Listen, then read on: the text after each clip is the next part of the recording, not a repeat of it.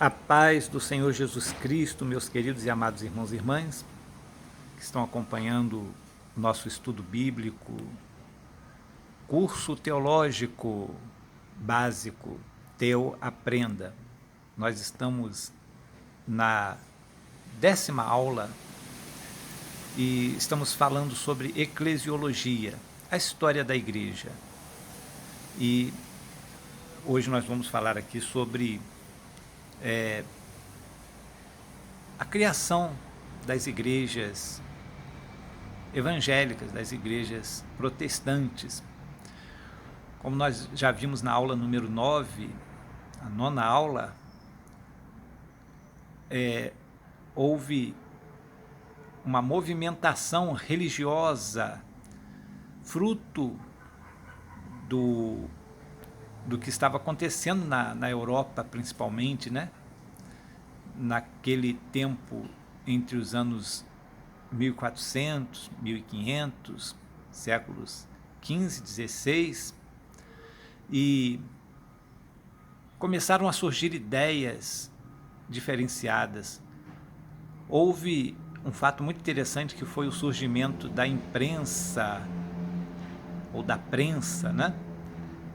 Gutenberg criou a prensa que permitiu que livros fossem escritos e muitas pessoas, principalmente aqueles que tinham melhores posses, né, começavam a estudar através de livros, tinham leituras de diversas questões, né, e também a Bíblia foi impressa, creio que inicialmente em latim, né, que era a língua popular da Igreja Católica naquele tempo, né? E o povo normal de diversas nações não tinha a língua, a Bíblia, né, na sua língua natal, na sua língua original. Mas as coisas começaram a mudar. Muitas pessoas que tinham o conhecimento, que conseguiam ler a Bíblia, mesmo em latim, quando as missas eram pregadas, né? Eles sabiam exatamente o que estava sendo falado e havia um pensamento de que muitas coisas estavam ocorrendo naquele século, naqueles tempos, que não estavam lá muito corretas, né?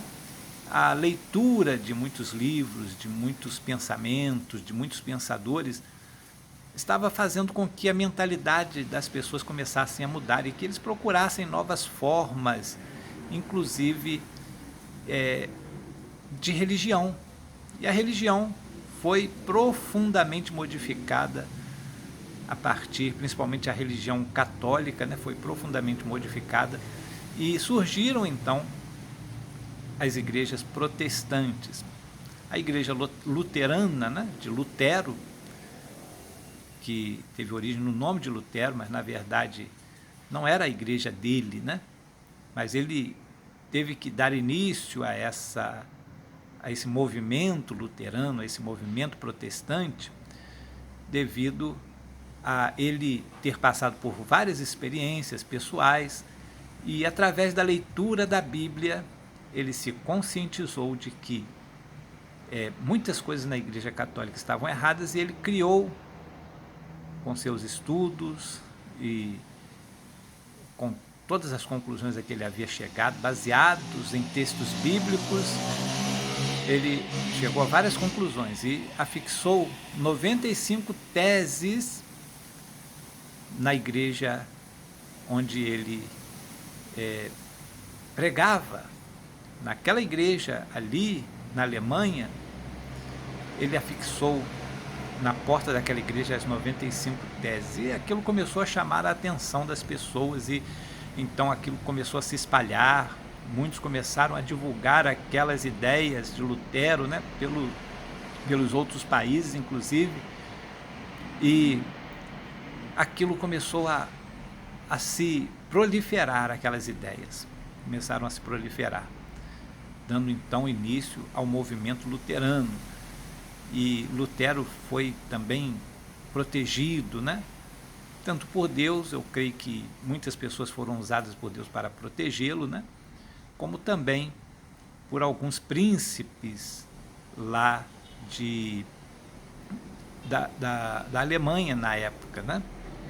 E então surgiu a partir dali, em 1517, ou a partir de 1517, que fica ali uma data que é um marco da Igreja Luterana, do movimento luterano, quando Lutero afixou aquelas 95 teses na porta da igreja. E foi perseguido, como nós vimos, né? Houve muitas lutas, muitas guerras entre reis, devido a essas questões religiosas, mas nós lembramos aqui que muitas coisas modificaram, e eu creio que mesmo que houve ou que houveram tantos problemas, mas também houve muita mudança de vida. Muitas pessoas mudaram os seus comportamentos, e eu creio que para melhor. Então a Igreja Luterana, ela data mais ou menos dessa época, a partir de 1517 em diante. Temos também os congregacionais, que surgiram lá na Inglaterra, aproximadamente em 1616. Os congregacionais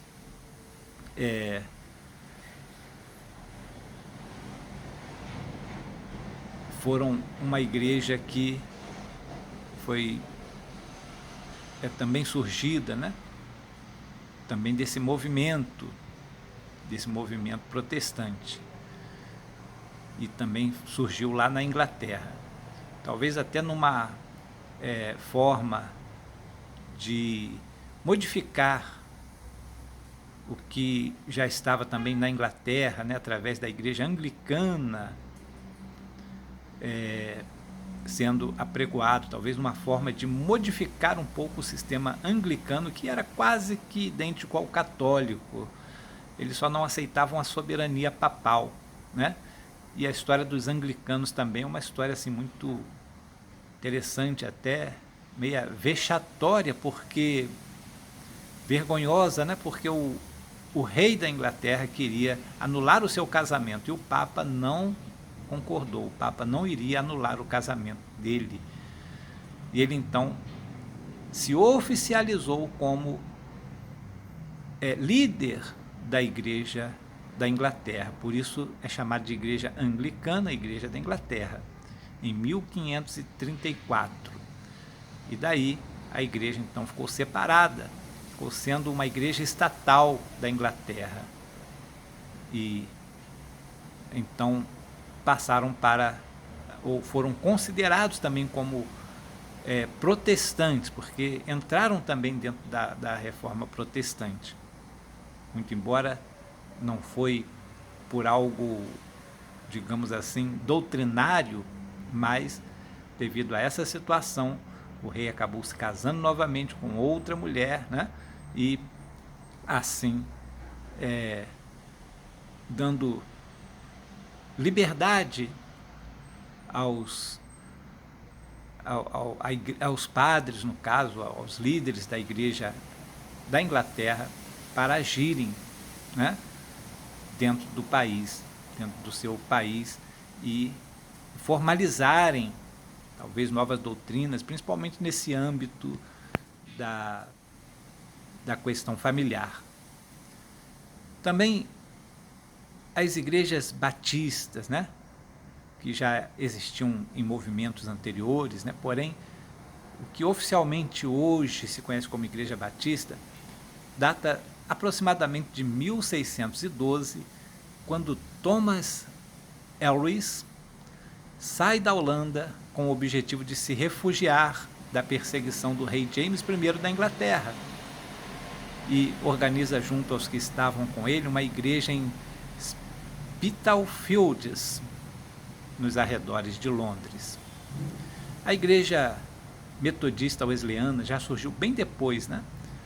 No século XVIII, em 1738, é uma data que marca ali uma experiência de John Wesley, que ele começou ali um estudo bíblico, né? Era o clube bíblico, que é como era chamado, né? E de repente, como eles tinham muita metodologia, hora para tudo, né? Hora para o jejum, dias certos para o jejum, hora para os momentos devocionais, né? Então eles foram considerados como metodistas, foram apelidados de metodistas, né? E a partir daquela experiência de John Wesley, quando ele sentiu uma experiência na sua pele, na sua carne, que sentiu o aquecimento, segundo ele, do Espírito de Deus na sua vida, ele então passando por aquela experiência no seu coração, né, na sua vida emocional, e ele acreditava que era uma manifestação emocional sinalizadora da sua comunhão com Deus. E essa data então serve como referência. 24 de maio de 1738 surgiu o metodismo, né? Começou ali o envolvimento dos irmãos que criaram a comunidade da igreja metodista, e assim surgiu, né? Wesley começou a pregar, começou a criar realmente aquela denominação que antes não existia. E eles eram assim bem humanizados, né? Eles tinham assim, naquela época em que a Inglaterra passava por uma crise humanitária, né? Haviam muitos presídios, havia muita criminalidade, havia inclusive a escravidão, o salário dos operários era muito baixo, não havia um fornecimento de ensino básico para as crianças, os pobres, né? E eles então criaram muitas obras sociais, muitas escolas, né? E assim eles contribuíram muito naquela época da Revolução Industrial na Inglaterra para que o ensino fosse assim um instrumento de melhora para a vida das pessoas, e lutaram muito na questão de social. Depois eles foram para os Estados Unidos, muitos que fugiram, né, da Inglaterra para os Estados Unidos, formaram lá a Igreja Metodista Episcopal em 1784. E na Inglaterra, somente após a morte de John Wesley, o metodismo se constituiu realmente como uma denominação, porque, na verdade, John Wesley ele criou ali uma escola, né? Era uma escola de leitura bíblica, de aprendizado bíblico, e então foi chamado de Clube Bíblico. E John Wesley, em 1748, fundou a Kingswold School, que foi a primeira expressão formal da igreja metodista, porém não era ainda uma igreja formalizada. Ela foi formalizada, na verdade, na Inglaterra, como nós lemos em 1784, né? 1784. Também houveram os presbiterianos na Escócia, né? Através de John Knox, que viveu de 1505 a 1572, que havia estudado com João Calvino em Genebra. Levou o John Knox, né, levou o parlamento da Escócia a abraçar a reforma em 1560. A primeira igreja presbiteriana, a igreja da Escócia, ou Kirk, foi fundada como resultado disso. Depois também surgiram também os adventistas, já em 1844, no século XIX, após o grande desapontamento de 22 de outubro de 1844, quando eles começaram, né, um movimento, George Miller, os milleritas estavam propagando que Jesus iria voltar naquele ano, 1844, e Jesus não voltou. Eles ficaram decepcionados e começaram ali com os estudos bíblicos que aconteciam nas casas ou em alguns outros locais, né? Eles acabaram criando a Igreja Adventista do Sétimo Dia, formalmente criada em 1863, e entre seus pioneiros, entre os seus membros lá, fundadores, está Ellen White e muitos outros, né?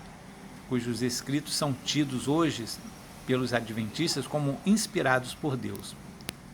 Nos Estados Unidos, depois, surgiram várias congregações, desta vez pentecostais, no início do século, né?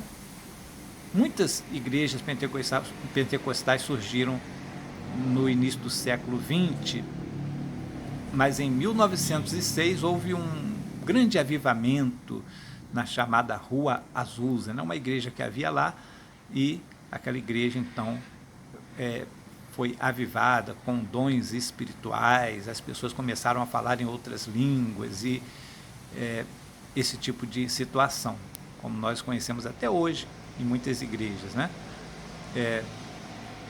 Aquelas igrejas buscavam a união entre si, né, no trabalho missionário e organização legal. Alguns líderes convocaram uma convenção em Hot Springs, Arkansas, em 1914, e como resultado houve a adesão de quase 500 ministros e a criação do General Council of the Assemblies of God, Concílio Geral das Assembleias de Deus, mais tarde sediado em Springfield, Missouri. Essa igreja possui hoje cerca de 2 milhões de membros. É uma igreja muito grande, né? Envia missionários para vários lugares do mundo, para vários países do mundo. Então, aí surgiram também, já no século XX, os pentecostais. E mais tarde também surgiram os neopentecostais, né? Que aí é uma continuação do pentecostalismo, porém são chamados de neopentecostais porque são novas igrejas que vêm surgindo a partir da segunda metade do século XX. Entre elas estão a Igreja Deus é Amor, a Igreja Brasil para Cristo, aqui no Brasil, né? E nos Estados Unidos também surgiram muitas denominações, né? Muitas igrejas, seitas, e no Brasil também houve um chamado avivamento, a partir de 1950, 1960 em diante, e surgiram muitas igrejas, né? A partir de então, são chamadas igrejas neopentecostais, igrejas que surgiram após esses movimentos chamados de avivamento espiritual. Então, ficamos aqui com esta aula de hoje, né? Falando sobre o surgimento de algumas igrejas evangélicas, de algumas igrejas protestantes, num histórico aí bem interessante. Tudo de bom para você, um grande abraço e até a próxima aula.